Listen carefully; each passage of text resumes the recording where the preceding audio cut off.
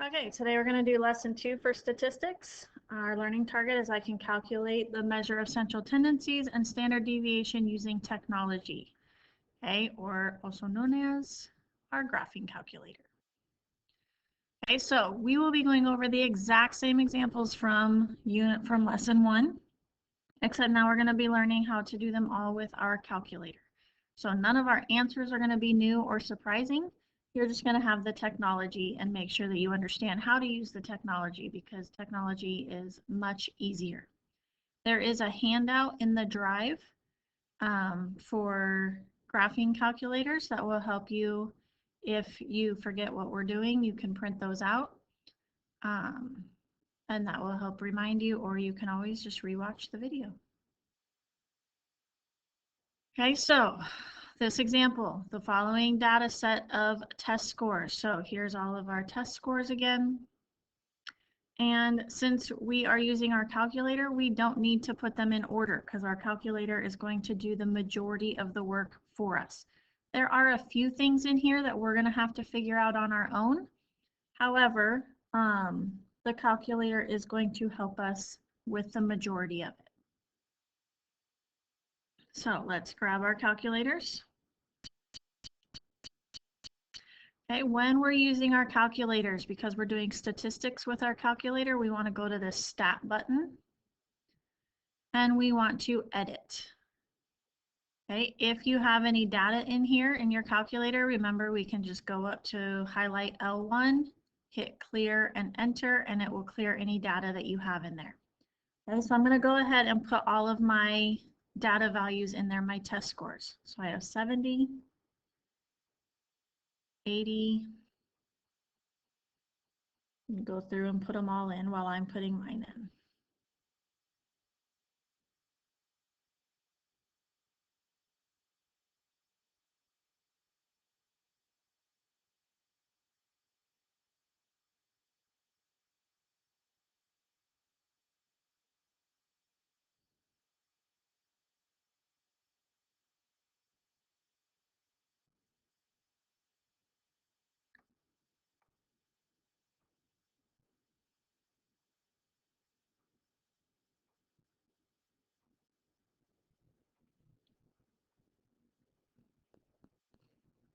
Okay, make sure after that 10th one you hit enter, so it puts it in there, and then you can tell how many you have because our next one would be number 11.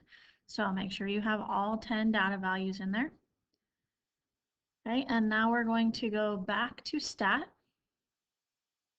and we're going to come over here to calculate, and we want one variable stats. So I'm going to hit enter.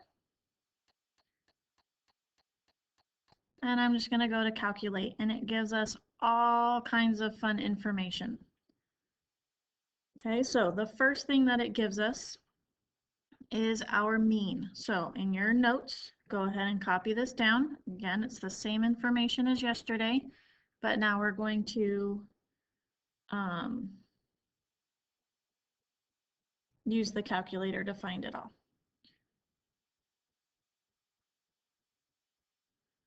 Okay, and then we have the standard deviation. We're going to use this one, SX. That's the standard deviation we're going to use. And we're going to kind of jump around a little bit because this goes in a different order than our paper does. Okay, so for standard deviation, we're going to use the SX, which is the 9.87.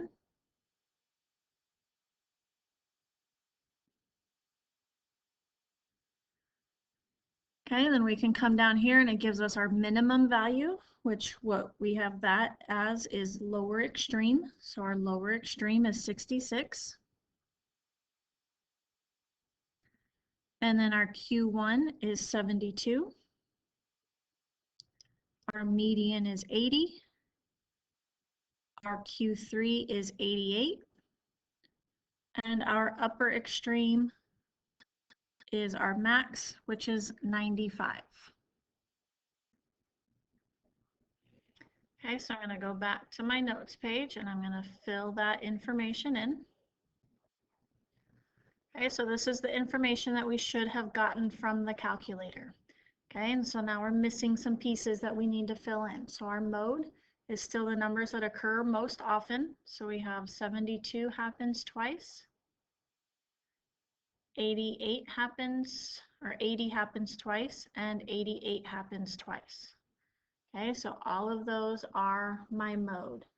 My range, I need to take my upper extreme minus my lower extreme. So 95 minus 66 gives me 29. I'm going to skip the variance for just a second.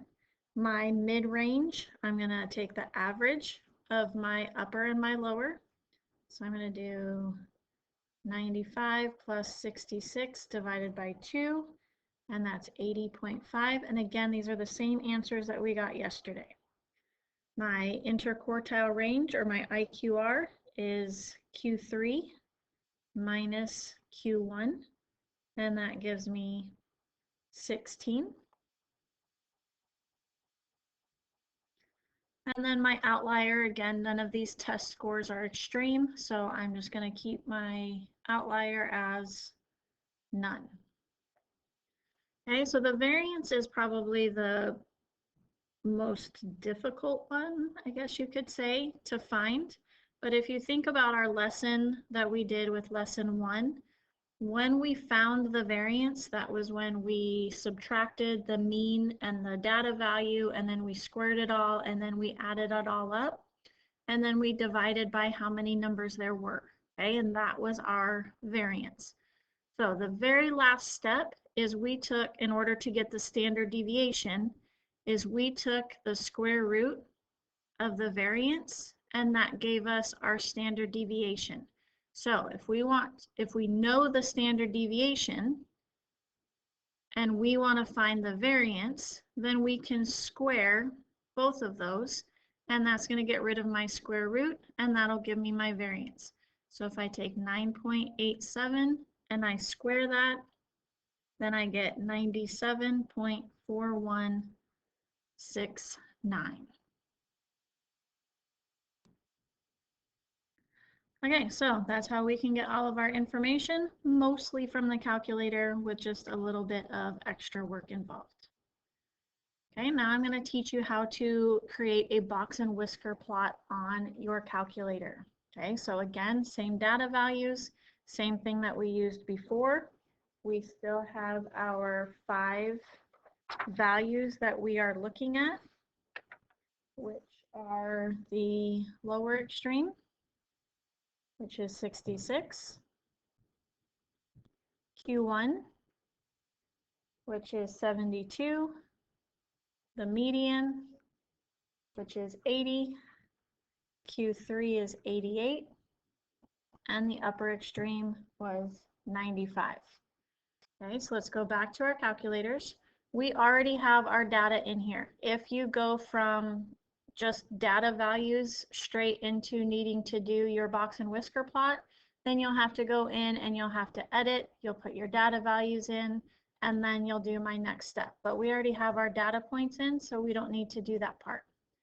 Okay, so from our main screen, I'm going to hit second y equals. Okay, from this page, I want to look at this very first one because all of our information is in L1. So on this first plot, I'm going to hit enter. And the first thing I want to do is I want to turn the plot on. Okay, then you can see all these different types of graphs. Normally what we are on, it'll just plot the points. However, you can see that we have different types of graphs here. So I can go down. And this is the one that's my box and whisker plot. So it's the 4th one to the right. And I'm going to hit enter. And that will give me my box and whisker plot. Okay, then I want to make sure that I can see it. I can just hit graph, or because this has bigger numbers, I want to make sure that I can see it. So I'm going to hit zoom 9. And that gives me my beautiful box and whisker plot. Okay, so if I didn't know what the values are because I didn't find all that information before, I can hit trace and that will tell me what my different values are. So it tells me what my median is. If I go to the right, it tells me Q3, my max, And then I can go back to the left and find my Q1 and my minimum. So that will give me the 5 points that we need in order to graph it on your notes. Okay, we already had our value points and now we can put it on the graph. So I'll give you just a minute to place that information on your graph.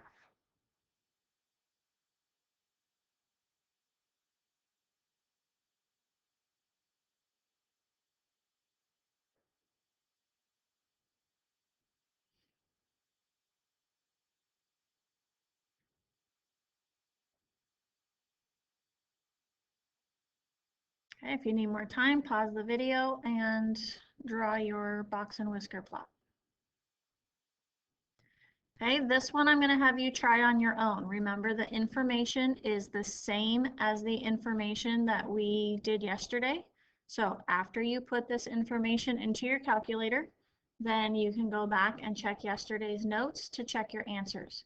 Make sure you understand how to do this because your assignment will require you to do this on your own. So all your information, all your answers are on yesterday's notes or lesson 1 notes. So go ahead and try these on your calculator and then go back and check your answers with yesterday's notes.